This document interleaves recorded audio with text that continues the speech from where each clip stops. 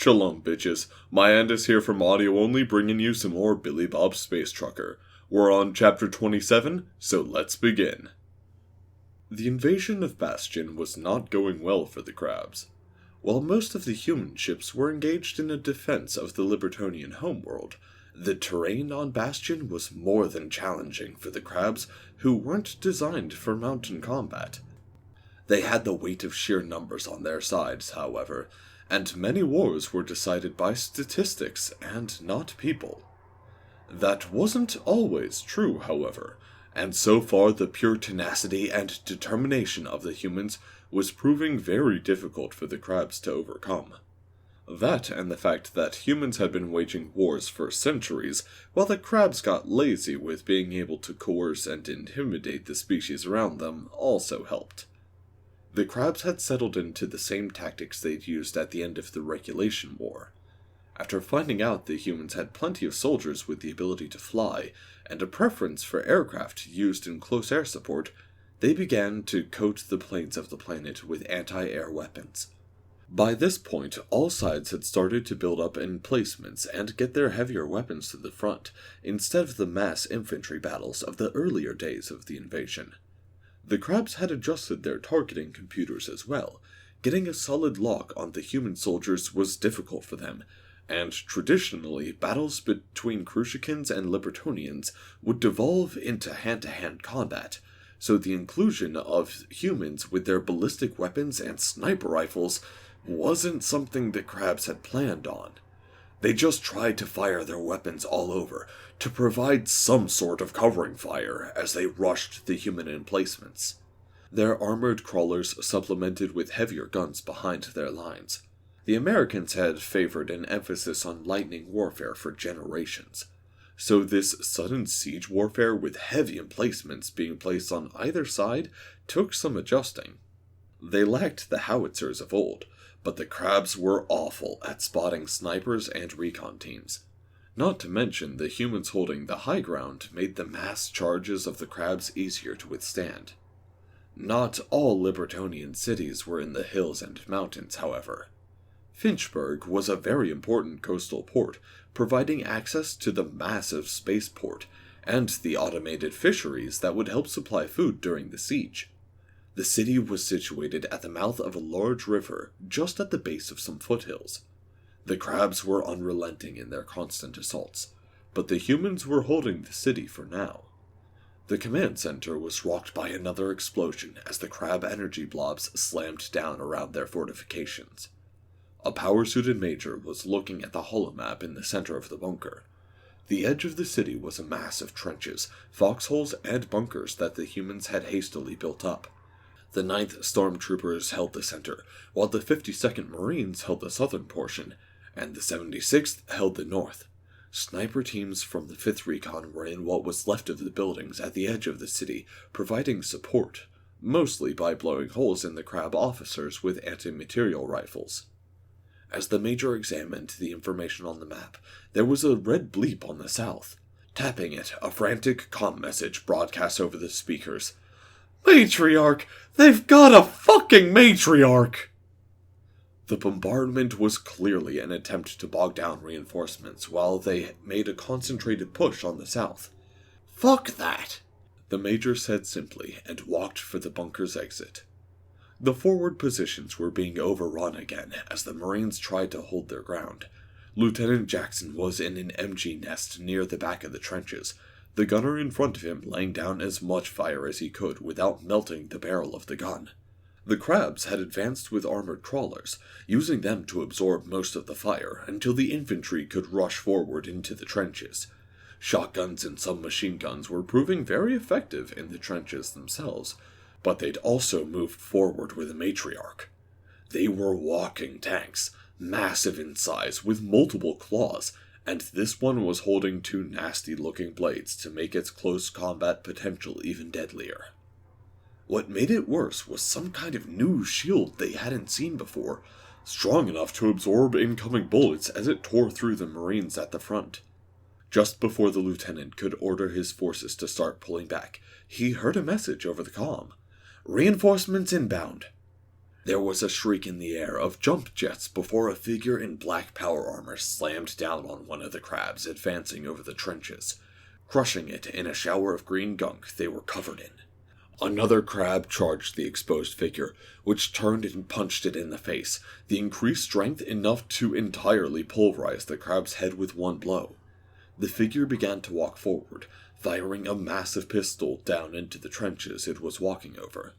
With its free hand, it lobbed a grenade into the forward trench that had been entirely overrun, pulping the crabs inside. The matriarch saw her new opponent and reared back on its legs, bellowing out a challenge which the power suit returned with a single raised finger. The power suit fired that massive hand cannon into the shielded target, noticing the rippling energy that stopped the bullet and simply holstered it, pulling free a knife that was more of a damn short sword. The matriarch charged forward, swinging those blades as the power suit dove to the side, raising up a slash at the claws holding one of those blades, cutting it free with a single strike. The matriarch howled in pain, turning to swipe the remaining blade, only to have the power suit jump over the swipe and cut that claw free as well. This had left the power suit dangerously close to the matriarch, however. It lashed out with a pointed leg, jamming it through the power suit's right shoulder, holding it in place as he lashed out with smaller claws. The power suit turned the knife, cutting another claw free before the matriarch jammed another leg through the power suit's left thigh.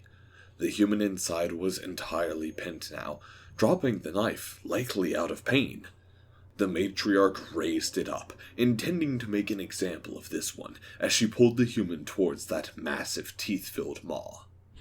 But the matriarch had made a mistake. The power suit grabbed the top and bottom of the jaw, ignoring the mandibles as it began to pull them wider. The matriarch shuddered and tried to close its maw around the power suit in a struggle of strength, but humans were dense, heavy, and strong, which was made all the more powerful by that power suit. Soon the matriarch was backing up, trying to pull its legs free from the human to toss it away as its maw was opened wider and wider. Then, with a sickening crack that echoed across the battlefield, the power suit had ripped the matriarch's jaw completely off, letting it drop to the ground as green and purple gunk bled freely from the massive wound. It gurgled and screeched in pain, staggering back as the human took hold of the sharp xeno legs piercing its body, then simply ripped them free of the sockets as the matriarch howled even louder. It sank to the ground as the power suit stood before it, raising a fist as the human leaned in and started punching the giant crab in the thick armored skull. The cracking of exoskeleton could be heard as the human kept punching and punching, reducing the matriarch's head to a mush and pulp. The crabs broke after that, turning and fleeing even as the humans fired after them. The figure in the power suit wasn't done, and pulled the hand cannon back out, firing on the crabs as well, while they scurried away for their lives. The Marines rushed forward to retake the lost trenches then, while a corpseman approached the power suit. The figure pulled the legs out of its shoulder and thigh as the lieutenant watched. "Jesus Christ! We need to get you to a field hospital." "Bullshit!"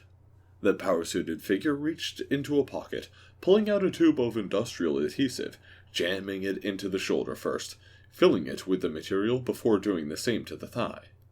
"I already lost my arm in the first contact war, and my leg'll do just fine in the suit." "Christ! Who are you?" The figure opened its faceplate to reveal a woman's weathered face, one eye clearly cybernetic. "Shit, I'm Major Mary Sue, badass mother of Billy Bob Space Trucker." "What do you mean, I've chosen a mate?" Billy Bob asked, looking confused as hell, while Emily stood next to him, wings extended around her. Then she looked at him, and he leaned back a bit, seeing a sort of emotion in her eyes he didn't understand. "You mean you choose her over me?" "What? I never said that." "I provided you food and alcohol. My coloring is obviously superior." "Emily, I don't know what's going on here. You're acting crazy." "Crazy?" she screamed at him, and then paused, a change seeming to take hold of her, as the wings folded back and her hands lowered. He could see tears in her eyes then. "You think I'm crazy?" No, wait. But the damage was done as she began to cry, turning and running back up the stairs. Billy Bob cursed and quickly put the bottle of booze and the plates of food back on the bar as he went running up after her. The door to the room was open, but inside he found the bathroom door locked, with some sort of chirping coming from the other side. Emily, He asked and knocked on the door. please come out. We need to talk this over, 'cause I'm really confused. "What's there to talk about? You've made your choice," came her obviously pained voice from inside. Billy Bob saw the human agent in the door and looked back at the locked bathroom. Emily, don't do anything. I'll be right back. He quickly moved to the human woman. What the fuck do I do? "I don't know. You're the one who's been living with her." Yeah, but I never talked to her about whatever's going on. "Why not?" I don't know. I just assumed someone else would explain it to me when the time was right. He shrugged, obviously regretting his own decision by now. "Well, that was a stupid idea." Yes, thank you. I get that now. He growled out with a frown. "Hold on." The spy murmured and pulled a small earpiece from her ear, handing it to Billy Bob, who quickly set it into his own ear. "This is Billy Bob." "The fuck did you do to the Libertonian?" I don't fucking know. Who is this? "My name's Craig. I'm the senior agent. What's going on? She made some sort of mating display and you turned her down?" I don't know what the fuck is going on. "Alright, well, shit. Let me open up some files here. Okay. Libertonian mating rituals. Libertonian mating rituals are among the most complex and complicated in the known galaxy." That's fucking fantastic, Billy Bob muttered. Unlike most species, Libertonians form unions based around mutual benefit and enjoyment rather than reproduction. That is likely a side effect of the homeworld evolution, yada yada yada. Males and females are free to instigate with no cultural bias on gender roles, blah blah blah. Are you a gender capable of breeding with her? I'm a fucking human and you know that. I don't think we can breed. Yes, but you are male, so her brain might not be processing the fact that you're not one of her kind properly. Oh, Jesus, Billy Bob groaned out as he tried to think about what that meant. When a Libertonian female has chosen a significant other she wishes to mate with or form a union with, her body will undergo certain changes which are only triggered at such a time. Many experience fluctuations in hormones unique to this experience, as their body begins to form bonds with the scent, presence, and taste of their chosen significant other. Well, she can smell me, and I know she's tasted my blood, and not to mention she rubs against me more now. During this time, there is a chance first-time mates to experience a decrease in self-awareness and logic as their mental desire for acceptance becomes even more directly related to certain pleasure sensors. I guess it's a bit like dopamine. Once she decided she liked you, her body started to change, and because you two have been fighting crabs and nearly dying and all, that's likely what she's been confusing sensations for. So, she's like riding a high when she's around me lately, and didn't realize she's starting to change, because she's associated it with the rush for fighting for her life. Yeah, I guess so, but that's if she's never done it before. Christ, Billy Bob muttered and rubbed his face against his hands. So, basically, all the hormones started turning her into a teenage girl, and it all sorta cascaded until she couldn't think straight anymore. So when she saw your spy in the bright dress, it triggered some sort of mating ritual response. Yes. She likely didn't notice your lack of response because her body was filling it in for her. Just being around you made her think you were fully accepting of what was going on. Or maybe she just misread it. I don't know. I'm not a xenobiologist. Billy Bob let all this sort of wash through his mind as he tried to figure out what to do. Alright, I'll talk to you later, he said, waving the spy out of the room before closing the door. Got any advice for me? I just hear chirping in there. Oh, that's likely the secret in ancient Libertonian language that's only used in the company of significant others. No information has been provided for translation implants due to the intimate nature of the language and the general isolation of the Libertonians for the last few hundred years. Billy Bob thought it over and walked to one of the supply crates he'd picked up from the ship. He opened it up and took out one of the steaks they still had, plus a bottle of gin he'd wanted to save until he could find tonic and limes. He walked back to the bathroom door and knocked. Emily? He heard chirping as question marks scrolled along the bottom of his vision, as the translator implant couldn't process it. I don't know what you're saying. I'm not a Libertonian, remember? But I brought meat and alcohol. There was a pause, and then he heard a few more chirps. I still don't know what you're saying, but I have to say, you had better coloring than anyone I've ever seen. It was more vibrant, more intense, and so amazing. It confused me. He stood on the other side of the door and heard it unlock before she opened it up, and he could see the streaks of tears down her cheek, through the downy feathers. He held up the steak and gin for her to see. I'm a human, so you have to talk to me in your normal language for me. She blinked for a moment and then hesitantly spoke up. You're providing for me? Yes.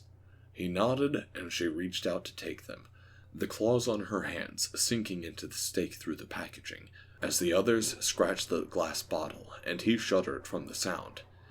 I think we need to sit down and talk. He saw tears well up in her eyes again. You're going to choose someone else? No. He quickly said and stepped back, hands spread. But we do have to talk. He motioned toward the seats in the room, and she nodded, slowly moving out of the bathroom and sitting down, holding the steak and bottle in her lap. Billy Bob took a seat next to her. Am I your first mate? What does that have? She stopped then, and her eyes went wide as she realized why he'd asked that. Oh, shit, she muttered.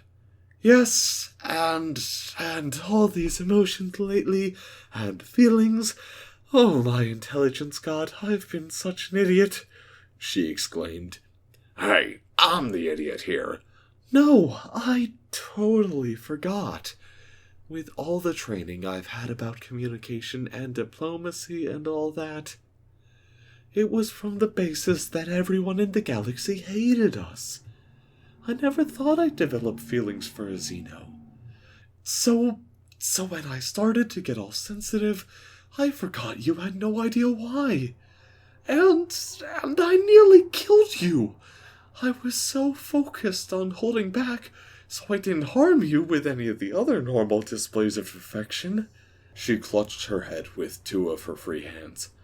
Oh, I've been such an idiot. Hey, don't take all the blame here. I could tell you liked me, but I just figured we'd give it time, 'cause, well, I was terrified after the first time that you'd just kill me if we did anything, and I didn't look into your species at all. I totally should have been more careful about that. And there was something from when I was a kid that sort of, well, spoiled me for Xeno relations. She looked confused at that, and he sighed out. They showed us these pictures of humans who had been infected with Xeno STDs, and it was awful and disgusting, and it scared the shit out of me. But there aren't any known STDs that jump species. And wasn't your species just starting to get known in the local galaxy when you were young? Yeah, well, when you're a teenager, you don't think about stuff like that. Not when you've got Miss Munchausen's for a teacher. Well, I really like you, Billy Bob, and I nearly killed you when I first tried to show it. And then you almost died at the museum, and then we spent all this time together. My brain just got all fuzzy, and I thought you just needed more of a clear indication that I wanted you as a mate, which was why you were being so reluctant. Well, why didn't you just ask me about that? Why didn't you just talk to me about it? 'Cause I generally bullshit my way through life, and I thought I could do the same here. He shrugged at that. I'm sorry. It's all my fault. No, I should have seen the signs. I was going to talk to you about it back when I first tried to show you, but you nearly died, so that's all I was focused on. And when I'm around you, I feel so good and happy. When that human woman shows up and looked all colorful, I've been acting like a child. But you can fight and dance and cook, and you like amazing music. I've never found a more perfect mate. Emily, I'm human. I highly doubt we can reproduce. So? She looked confused. For Libertonians, unions are about mutual enjoyment of one another's company. Why is reproduction so important? For human males, there's a certain drive. He paused and looked up at her. So you're saying, because I'm not human? He knew he had to take a plunge here. He'd never thought about it before meeting Emily, but he liked her. She could shotgun a beer like a champ. She was tall and graceful. Hell, she was way better of a hunter than he'd ever be, and she totally kicked ass in that power suit. Plus, he just liked her. He was all hung up about her being a Xeno, but that was selfish. He liked who she was. Fuck what she looks like. No, Emily, now that I understand what's going on, I'd like to be your mate. I just didn't know it until you fought that skank in the slutty dress away. She smiled at him, and he smiled back. Then he stood up, opening his arms as she quickly jumped up and hugged him back. But her gloves were where she'd left them on the floor, so as she hugged him, her talons sank into the flesh on his back, and he gasped out in pain. She heard the noise and stepped back, the talons running along his shoulders as his eyes were wide with agony. When she pulled her hands away and saw the blood, the realization hit her. Oh no! He slowly dropped to the ground as he cried in pain, several strips of flesh missing from his back, his shirt and jacket torn easily. Oh shit! Oh merciful God, I'm sorry! Again! Don't move! I'll be back! She turned, running out the door, as the human spy had to jump back. Don't let him die! I'm going to get biogel! Emily yelled as she ran down the hall. The agent quickly rushed forward and saw Billy Bob on the ground, groaning. Ow! Why does she have to have such sharp claws? He gasped out. His life wasn't in danger, but he was in intense pain. Well, you know what they say, the spy said back, unable to hold back a smirk. Love hurts. And so, that ends another chapter in the adventures of Billy Bob, Space Trucker.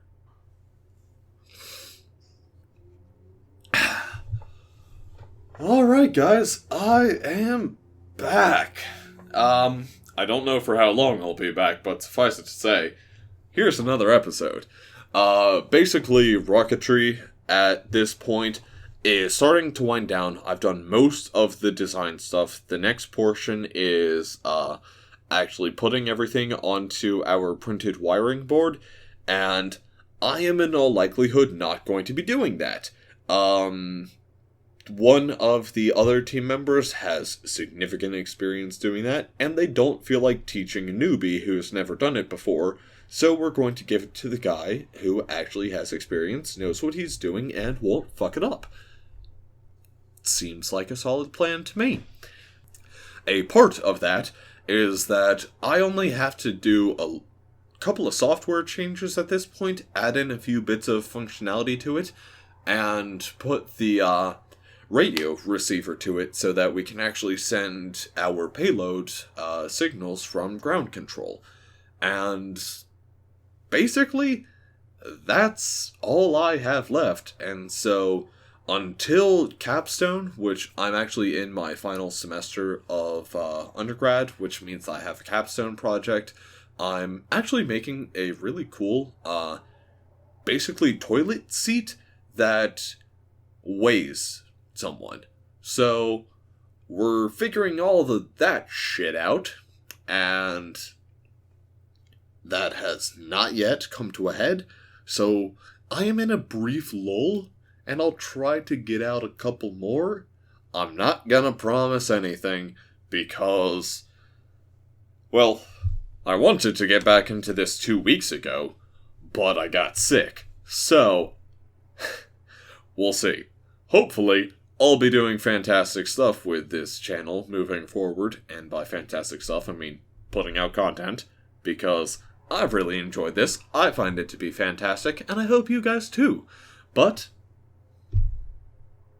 I hope that you guys do too. I dropped the do part of that last sentence, and so I hope you guys too.